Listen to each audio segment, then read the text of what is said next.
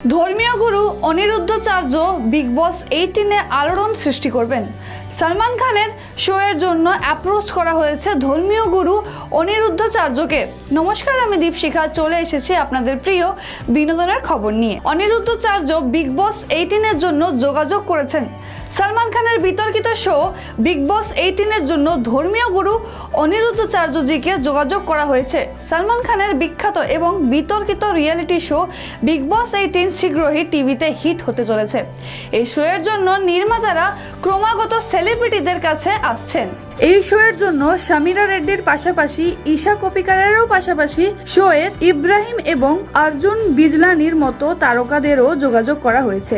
কিন্তু এখন খবর আসছে যে ধর্মীয় গুরু অনিরুদ্ধাচার্যকেও বিগ বস 18-এর জন্য যোগাযোগ করা হয়েছে। বিখ্যাত ধর্মীয় গুরু অনিরুদ্ধাচার্যজির ভিডিওগুলি প্রায়শই সোশ্যাল মিডিয়ায় ভাইরাল হয়, যেখানে তিনি মানুষের সমস্যার সমাধান করেন। বিগ বস 18-এ দেখা যাবে কি অনিরুদ্ধাচার্যজিকে? টেলিচক্করের একটি প্রতিবেদন অনুসারে ধর্মীয় গুরু অনিরুদ্ধাচার্যজিকে বিগ বস 18-এর জন্য যোগাযোগ করা হয়েছিল, কিন্তু এই প্রস্তাব প্রত্যাখ্যান করেছেন ধর্মগুরু।